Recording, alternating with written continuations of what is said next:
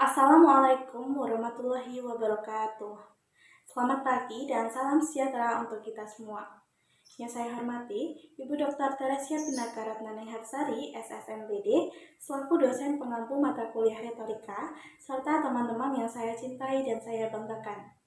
Pertama-tama, marilah kita panjatkan puji syukur atas kehadiran Tuhan Yang Maha Esa, karena atas berkat rahmat dan karunia-Nya, kita dapat berkumpul di kesempatan yang berbahagia ini dalam keadaan sehat. Hadirin yang saya hormati, pendidikan adalah kunci utama untuk membuka pintu kemajuan sebuah bangsa.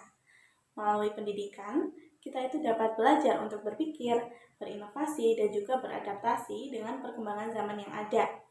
Namun, pernahkah kita bertanya, mengapa ada negara yang bisa maju begitu dengan cepat, sementara kita, Indonesia, itu masih berjuang untuk memperbaiki sistem pendidikan kita? Salah satu contoh menarik datang dari negeri tirai bambu, yaitu Cina. Negara ini itu berhasil membuktikan bahwa dengan kedisiplinan, kerja keras, dan juga dukungan penuh dari pemerintah, mereka itu mampu untuk mencetak generasi muda yang cerdas dan juga kompetitif. Sementara itu di Indonesia, kita sebenarnya juga memiliki potensi yang besar. Hanya saja terkadang masih terhambat oleh kebiasaan kurang disiplin, fasilitas yang belum merata, dan juga semangat belajar yang belum konsisten. Di Indonesia, dunia pendidikan sebenarnya sudah mengalami banyak sekali perkembangan, baik itu dari segi kurikulum maupun dari akses pendidikan. Tetapi kita itu masih seringkali menghadapi beberapa kendala seperti kualitas guru yang belum merata, fasilitas belajar yang terbatas, dan juga minat baca yang masih rendah. Sementara itu di Cina, sistem pendidikan yang ada di sana itu berjalan dengan disiplin dan juga mendapat dukungan penuh dari pemerintah, terutama dalam penggunaan teknologi dan juga riset.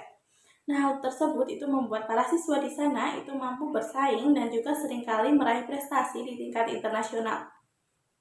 Hadirin yang saya hormati, dalam kesempatan kali ini saya ingin membahas 3 hal utama, yaitu yang pertama, itu adalah keunggulan sistem pendidikan di Cina yang bisa menjadi inspirasi bagi kita. Kedua, tantangan yang masih seringkali dihadapi pendidikan Indonesia dalam mewujudkan pemerataan dan juga kualitas yang baik. Yang ketiga, itu ada solusi yang dapat kita lakukan untuk memperbaiki sistem pendidikan nasional agar bisa lebih maju dan juga dapat berdaya saing. Pendidikan di Cina itu dikenal dengan disiplin dan juga semangat belajar yang tinggi. Sejak kecil, para siswa di sana itu sudah dibiasakan untuk menghargai waktu dan juga berusaha untuk mencapai hasil yang terbaik. Selain itu, pemanfaatan teknologi dalam proses pembelajaran itu juga menjadi salah satu kekuatan utama yang ada di sana. Pemerintah mereka itu memberikan dukungan penuh terhadap riset, inovasi, dan juga perkembangan pendidikan yang berbasis digital. Tidak hanya itu, guru yang ada di Cina itu juga mendapatkan penghargaan dan juga perhatian besar dari negara. Mereka itu dianggap sebagai tokoh penting dalam membentuk generasi muda yang berkualitas. Hal ini itu membuat profesi guru di sana itu menjadi sangat dihormati dan juga diutamakan dalam pembangunan sumber daya manusia. Sementara itu di Indonesia, kita itu juga masih menghadapi tantangan seperti kualitas guru yang belum merata, keterbatasan sarana dan juga prasarana, serta rendahnya minat baca di kalangan pelajar. Karena hal tersebut, pemerintah Indonesia itu juga memiliki peran penting untuk terus meningkatkan mutu pendidikan Indonesia, memperkuat pelatihan guru, dan juga memperluas akses belajar yang belum merata di seluruh daerah.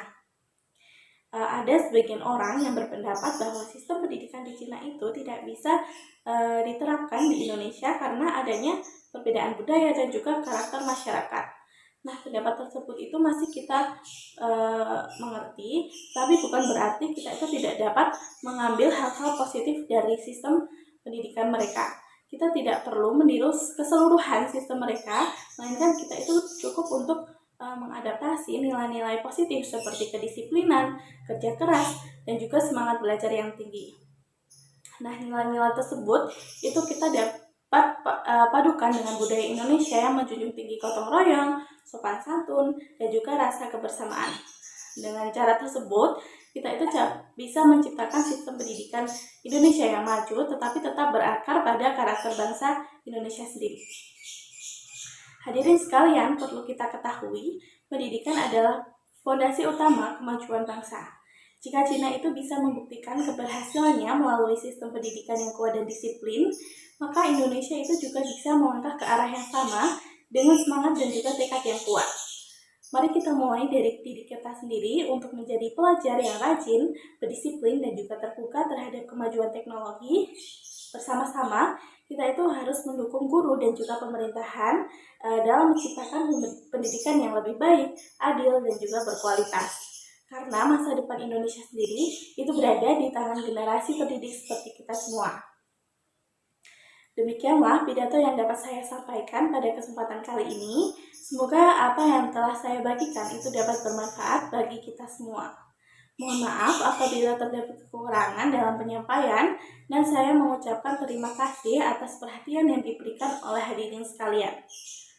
Wassalamualaikum warahmatullahi wabarakatuh.